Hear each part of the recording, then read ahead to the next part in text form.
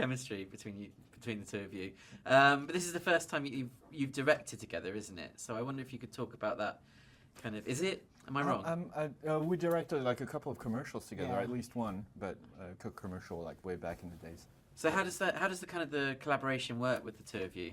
I don't. You yell at me and I'm funny, or I don't know.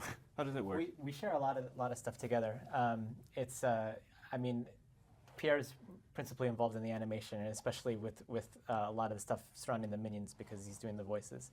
I'm a big fan of staging, and I work a lot, kind of hands-on with the storyboard artists and editorial, but Pierre is certainly involved with that as well. So our path isn't a clear one. That's how, we're in parallel path, but the parallel paths actually overlap a lot. Yeah. But it's great to see the Minions now in sort of a feature-length form, Is it?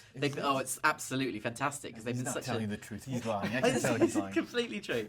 They're such wonderful characters, but I imagine there's inherent challenges involved in that because you have to express everything through emotion. You don't have the gift of language with these guys, do you? Yeah. So how challenging is that? Like, how do you sort of work around that? I suppose. Well, we fail most of the times, and then we have that gift of time, which we had 3 years to do it. So we had 3 years to fail or think, oh, this is the correct route to go, and then realize that it's a dead end, and then try to readjust things as we move along.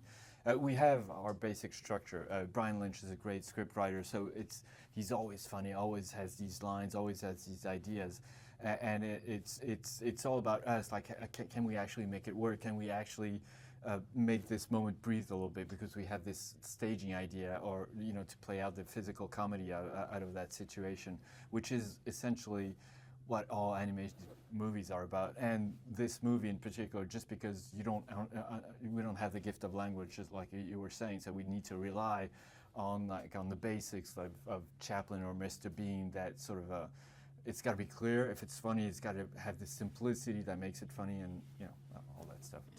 And are there kind of specific languages? Is there a specific language? Is there any kind of like truth behind the language of the Minions? Because there are some familiar phrases that we kind of come to learn over the course of the movie. There is a whole there is this book about that I've written like 20 years ago about this language, and this movie was just an occasion for me to put it out there in the world. Fantastic. No, it's totally not true.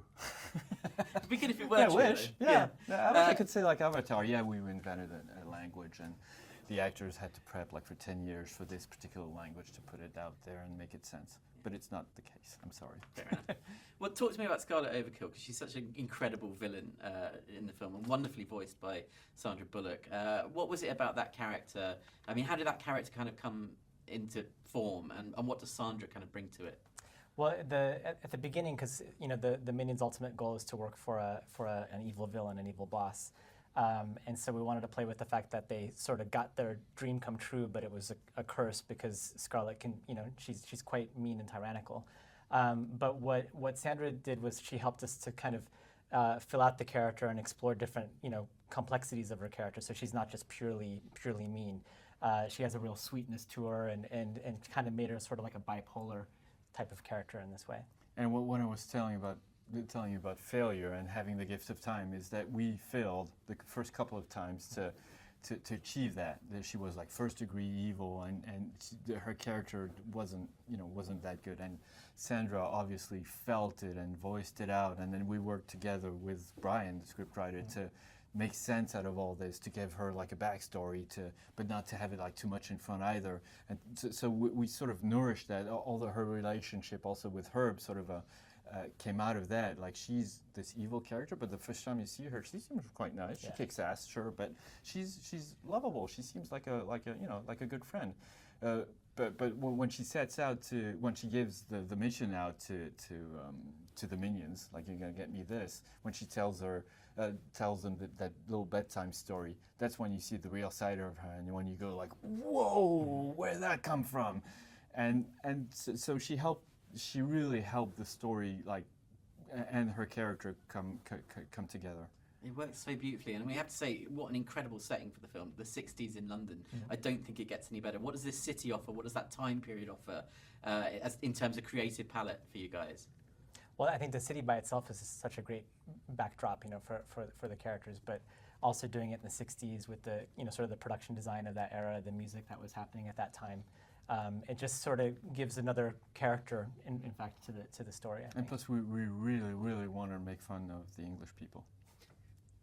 It's easy. There's plenty to No, make I'm fun of. kidding. No, we placed a couple of those in there, and plus the Brian had this great vision about like showing the Queen as a really, really cool person, and I hope it comes out that way, because she's really well done. Plus Jennifer Saunders, like, it really voices her greatly. Yeah. I love Cool that way. scene where she kicks ass. Guys, thank you so much. It's No, a thank pleasure. you. Excellent. Thank you. Yes. Good to meet you. You Good to meet you too. And congratulations, I love it. Especially that sound. Oh, you're just saying.